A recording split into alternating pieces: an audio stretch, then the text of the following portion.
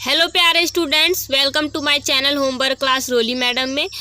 तो स्टूडेंट्स, आप लोगों की त्रैमासिक परीक्षा हो चुकी है 2025-26 की, कक्षा 9वीं की, विषय विज्ञान की। वैसे तो सारी परीक्षाएं आप लोगों की हो चुकी हैं। मैं आज विज्ञान के प्रश्न पत्र का सल्यूशन आप लोगों के लिए लेकर आई हूं। तो चलिए देर ना करते हुए वीडियो में आगे बढ़ते हैं। प्रश्न पहला आप लोगों का पूछा गया था, सही विकल्प चुनकर उत्तर दीजिए। तो प्रश्न पहला है, पदार्थ की कितनी अवस्थाएं होती हैं? 4 ऑप्शन दिए गए हैं, इसमें से एक करेक्ट आंसर है। तो आपका हो जाएगा 2, 3, 9, 7। तो इसमें से क्या सही है? 3। तो आप लोगों का 3 क्या है? करेक्ट आंसर हो जाएगा, क्योंकि पदार्थ की 3 अवस्थाएं होती हैं, ठोस, द्रव्य और गैस। दूसरा था, गैसों के किस गुण के कारण उन्हें सिलेंडर में भर के रखा जा सकता है? ऑप्शन दिया गया है, संपीड्यता, तरलता, विसरण और पराशरण। तो इसका क्या करेक्ट आंसर हो जाएगा? संपीड्यता। तीसरा क्वेश्चन था, 2 या 2 से अधिक पदार्थों का समांगी मिश्रण कहलाता है। तो क्या कहलाता है? ऑप्शन है विलयन, विलायक, यौगिक और विलेय। तो विलयन कहलाता है। तो विलयन आप लोगों का करेक्ट आंसर हो जाएगा। प्रश्न चौथा पूछा गया था, टिक्चर आयोडीन के विलयन में विलेय है। ऑप्शन दिया गया है एल्कोहल, आयोडीन, जल, उपयुक्त सभी। तो इसका करेक्ट आंसर क्या हो जाएगा? आयोडीन। प्रश्न पांचवा था, सोडा जल का विलयन में विलेय होता है। तो ऑप्शन दिया गया CO2, HO, एल्कोहल और O2। तो इसका हो जाएगा CO2, कार्बन डाइऑक्साइड। चलिए छठवा देखते हैं, वायु एक विलयन है। ऑप्शन है गैस में गैस का, गैस में द्रव्य का, द्रव्य का गैस में, द्रव्य का हवा में। इसका करेक्ट आंसर आप लोगों का हो जाएगा गैस में गैस का। प्रश्न दूसरा आप लोगों का था, रिक्त स्थानों की पूर्ति कीजिए। तो पहला रिक्त स्थान जो आप लोगों का था, बर्फ का गलनांक। तो यहाँ पे हो जाएगा 0 डिग्री सेल्सियस, मतलब 273 K होता है। आप लोगों का दूसरा रिक्त स्थान जो था, ठोस कार्बन डाइऑक्साइड को, तो इसका हो जाएगा शुष्क बर्फ नाम से भी जाना जाता है। तीसरा था दूध एक, तो इसका हो जाएगा कोलाइडल विलयन है। चौथा है, तो इसमें आप लोग लिख लेंगे, पारा धातु होते हुए भी कमरे के तापमान पर द्रव्य है। पांचवा पूछा गया था, एक ही प्रकार के कणों से बनने वाले पदार्थ हो जाएगा शुद्ध पदार्थ कहलाते हैं। छठवा है, कोशिका में आत्महत्या का थैला लाइजोसोम कहते हैं। तो बच्चों, ये आत्महत्या की जगह आत्मघाती भी होगा, तो आप लोगों का यही करेक्ट आंसर होगा, लाइजोसोम। तो इस प्रकार से कर लीजिएगा। चलिए प्रश्न तीसरे पे आते हैं। सत्य सत्य यहाँ पे छाड़ कर अपन को करना है। तो चलिए देखते हैं, तापमान का ऐसा मात्रक केल्विन होता है। तो ये सत्य हो जाएगा आप लोगों का। दूसरा है, बर्फ का गलनांक 0 डिग्री सेल्सियस होता है। तो इसे सभी को पता होता है, तो ये सत्य है। कोशिका की खोज लेमार्क ने की थी, तो नहीं की थी, रॉबर्ट हुक ने की थी। तो ये क्या हो जाएगा? असत्य। चौथा है, मानव शरीर की सबसे बड़ी कोशिका तंत्रिका कोशिका है। तो ये सत्य है। पादपों की कोशिका भित्ति लिपिड की बनी होती है। ये असत्य हो जाएगा आप लोगों का। गुणसूत्र मुख्यतः DNA और प्रोटीन के बने होते हैं। तो ये हो जाएगा सत्य। चलिए सही जोड़ी पे आते हैं। तो सही जोड़ी आप लोगों की दी हुई है, दाब, द्रव्य धातु, संयोजी ऊतक, आंख की पलक, तंत्रिका ऊतक, हृदय की पेशियां। चलिए इसका देख लेते हैं। दाब का हो जाएगा पारा, द्रव्य धातु का आप लोगों का हो जाएगा रक्त, संयोजी ऊतक का हो जाएगा ऐच्छिक पेशी व अनैच्छिक पेशी, आंख की पलक का हो जाएगा न्यूरॉन, तंत्रिका ऊतक का हो जाएगा पास्कल और हृदय की पेशियां का हो जाएगा अनैच्छिक पेशी। तो इस प्रकार से अपनी सही जोड़ी मिला लीजिएगा। मैंने अंक यहाँ पे लिख दिए हैं। चलिए प्रश्न पांचवा देख लेते हैं। एक वाक्य में उत्तर दीजिए। तो ऊतक जो पौधों में जल व खनिज लवणों का संवहन करता है, क्या कहलाता है?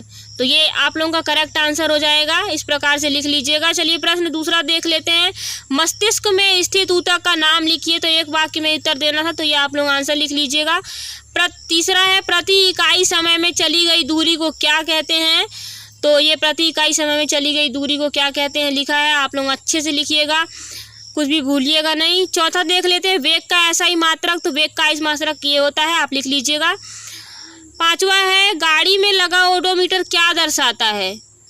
तो यह है आप लोगों का ओडोमीटर क्या दर्शाता है आंसर। ऐसे इस प्रकार से लिख लीजिएगा, कुछ भी छूट ना पाए आप लोगों का। चाहे तो आप लोग दोबारा वीडियो को रिवाइव करके देखिएगा। प्रश्न 6वां देखते हैं, वाष्पन से आप क्या समझते हैं। ये वाष्पन भी आ सकता है आपके एग्जाम में एंड वाष्पीकरण भी, तो दोनों ही आएगा, तो एक ही आंसर लिखना है, या वाष्पन हो या वाष्पीकरण।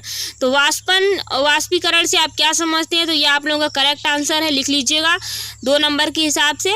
ऊर्ध्वपातन को परिभाषित कीजिए, तो ऊर्ध्वपातन की परिभाषा कीजिए, ऐसा भी आपके एग्जाम में आ सकता है, पर यहाँ पे दिया गया है ऊर्ध्वपातन को परिभाषित कीजिए, तो आप लोग इसका लिख लीजिएगा ऊर्ध्वपातन की परिभाषा। चलिए 17वां देखते हैं, एलपीजी का पूरा नाम लिखिए। तो ये तो आप सभी को पता ही होगा, नहीं भी पता तो कोई बात नहीं, ये मैंने लिखवा दिया, अच्छे से कर लीजिएगा एलपीजी का पूरा नाम। प्रश्न 7वें का अथवा का है, गलनांक को परिभाषित कीजिए। तो ये गलनांक को मैंने परिभाषित कर दिया, आप अच्छे से नोट डाउन करिएगा। प्रश्न 8वां पूछा गया था, विलयन क्या है। तो ये मैंने लिखवा दिया है, विलयन क्या है, आप लोग लिख लीजिएगा। अथवा में पूछा गया शुद्ध पदार्थ क्या है। तो ये तो मिनिमम सभी को पता होता है, अगर नहीं पता है तो मैंने ये करवा दिया है। प्रश्न 9वां, यौगिक किसे कहते हैं। तो इसका भी आंसर ये इस प्रकार से आप लोग लिख लीजिएगा। अथवा में दिया गया है, मिश्रण और यौगिक में अंतर लिखिए कोई 2। ये 2 नंबर का क्वेश्चन है, इसलिए कोई 2 ही लिखना है, तो इस प्रकार से लिख लीजिएगा। 10वां प्रश्न है, 2 ऐसे अंगकों के नाम बताइए जिनमें अपना आनुवांशिक पदार्थ होता है। तो 2 ऐसे अंगकों के नाम मैंने यहाँ पे बता दिया है, अच्छे से लिख लीजिएगा। अथवा में देखते हैं, समपराशरी विलयन किसे कहते हैं। तो समपराशी विलयन किसे कहते हैं, ये है इसका आंसर। 11वां प्रश्न है, माइटोकॉन्ड्रिया के 2 कार्य लिखिए। तो यहाँ पे आप लोग माइटोकॉन्ड्रिया के 2 कार्य लिख लीजिएगा, इजी है, बहुत आसान है, आपको जल्दी याद हो जाएगा। एंड अथवा में देख लेते हैं, एंडोसाइटोसिस किसे कहते हैं। तो ये है इसका आंसर, अच्छे से नोट डाउन कर लीजिए। प्रश्न 12वां है, लवक के 2 कार्य लिखिए। तो ये लवक के 2 कार्य हैं, 2 नंबर का है, इसलिए शॉर्ट है, अच्छे से जल्दी तुरंत याद होने वाला आंसर है आप लोगों का। अथवा है, अमीबा अपना भोजन कैसे प्राप्त करता है। तो अमीबा अपना भोजन इस प्रकार से प्राप्त करता है, करेक्ट आंसर है, आप लोग लिख लीजिएगा। 13वां प्रश्न है, ऊतक की परिभाषा लिखिए। तो यह है ऊतक की परिभाषा। अथवा में दिया गया था, फ्लोएम के संगठक कौन कौन से हैं। तो फ्लोएम के संगठक जो है उस सबके मैंने यहाँ पे नाम लिखवा दिए हैं। प्रश्न 14वां है, स्टोमेटा के 2 मुख्य कार्य लिखिए। तो स्टोमेटा के 2 मुख्य कार्य लिखे गए हैं यहाँ पर, आप लोग लिख लीजिएगा। एरियोलर ऊतक के कार्य लिखिए। तो ये एरियोलर ऊतक के कार्य मैंने लिखवा दिए। मैंने आंसर इसलिए शॉर्ट लिखवाए ताकि आपको याद करने में कोई दिक्कत ना हो और आप लोगों को जल्दी याद हो जाए। 15वां देख लेते हैं, पैरेनकाइमा एवं कालेनकाइमा में 2 अंतर लिखिए। तो ये भी आप लोग अच्छे से नोट डाउन कर लीजिएगा। अरेखित पेशी का नामांकित चित्र बनाइए। तो ये आपकी बुक में दिया हुआ है, आप बना सकते हैं वहाँ से देखकर, मैंने यहाँ पे नहीं बनवाया है। 16वां प्रश्न है, औसत चाल किसे कहते हैं। तो औसत चाल की परिभाषा यहाँ पे लिखनी थी, तो मैंने यहाँ पे लिखवा दिया है। अथवा देख लेते हैं, एक समान और असमान गति को स्पष्ट कीजिए। तो ये मैंने अच्छे से स्पष्ट कर दिया है, आप अच्छे से लिख लीजिएगा।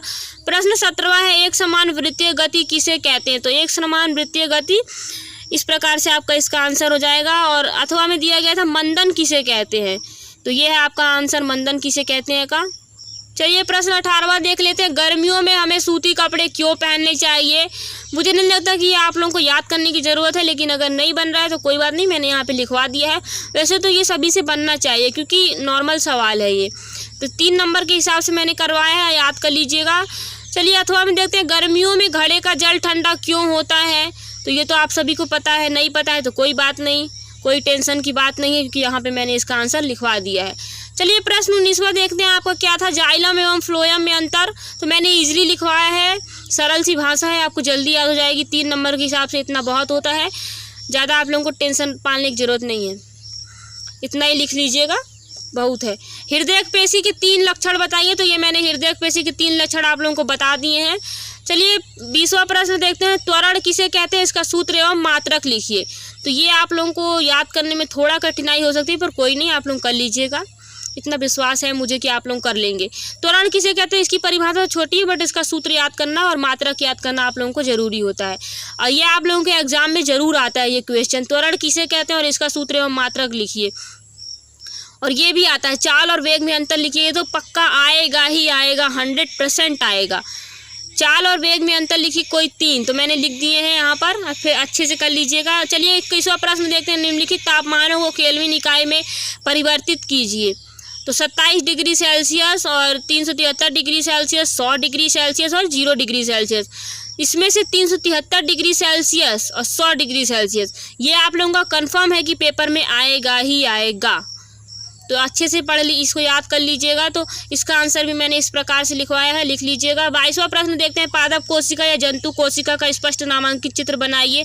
ये तो आप लोगों को 101% श्योर हो जाइए कि ये आना ही आना है एग्जाम में। पादप कोशिका का चित्र और जंतु कोशिका का, दोनों में से एक चित्र बनाने के लिए आता है, और वो भी नाम सहित। तो आप लोग अच्छे से इसकी प्रैक्टिस कर लीजिएगा। ये आप लोगों की बुक में मिल जाएगा, मैंने यहाँ पे नहीं बनवाया है, माफ़ी चाहती हूँ, बट आप लोगों को कोई प्रॉब्लम नहीं, आप लोग अपनी बुक से देख करके बना सकते हैं। निम्नलिखित में से प्रत्येक का एक एक कार्य कीजिए, लिखिए। तो गोल्जी उपकरण, माइटोकॉन्ड्रिया और लाइसोसोम, राजधानियाँ, इन चारों को क्या करना है, एक एक कार्य लिखना है। तो इस प्रकार से लिख लीजिएगा। और प्रश्न 23वां है, दूरी एवं विस्थापन में अंतर लिखिए कोई 4।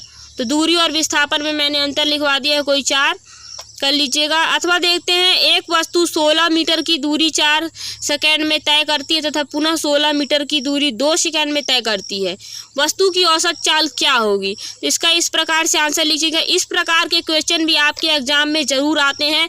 एक क्वेश्चन आए और 4 नंबर का आता है, 4 नंबर का सवाल है, आपको अच्छे से पढ़ना ही होगा। तो इस प्रकार के जितने भी क्वेश्चन आपको मिले सबको रगड़ डालिए, क्योंकि आपके एग्जाम में आएगा ही। और ये 1-2 नंबर का तो है नहीं, 4 नंबर का होता है। 4 नंबर बहुत होते हैं एक स्टूडेंट्स के लिए, उसके लिए तो एक एक नंबर आप लोगों के लिए इंपॉर्टेंट होंगे, मुझे पता है। तो चलिए बच्चों, मैंने आपके सारे क्वेश्चन के आंसर हल करवा दिए हैं। अगर आप लोगों को कोई प्रॉब्लम हो तो आप लोग कमेंट सेक्शन में मुझे बता सकते हैं, लिख दीजिए। मैं आप लोगों की प्रॉब्लम्स को सॉल्व करने की पूरी कोशिश करूंगी। एंड अगर आप लोगों को ये वीडियो अच्छी लगी हो तो वीडियो को लाइक करना, चैनल को सब्सक्राइब करना और अपने दोस्तों के साथ शेयर जरूर करना, ताकि आपके साथ साथ वो भी आगे बढ़ सके। तो चलिए, मैं मिलती हूँ आपको नेक्स्ट वीडियो के साथ। एक अच्छी वीडियो लेकर फिर से आप लोगों के लिए आऊँगी। अगर आप लोग चाहते हैं कि मैं किसी भी चीज़ की, किसी भी एजुकेशन से रिलेटेड कोई वीडियो बनाऊँ, तो आप लोग मुझे कमेंट करिएगा। आप लोग कमेंट करिएगा तो मैं उस हिसाब से बना दूँगी आप लोगों के लिए वीडियो। चलिए ठीक है, मिलते हैं नेक्स्ट वीडियो में, तब तक के लिए बाय बाय।